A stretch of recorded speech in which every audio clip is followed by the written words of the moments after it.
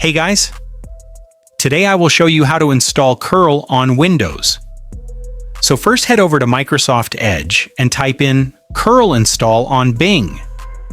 Make sure you are on Bing, not on Google Chrome. So Bing will display the download direct link to curl. Just download the latest version here. Make sure you install the zip file here. Wait for it to be fully downloaded.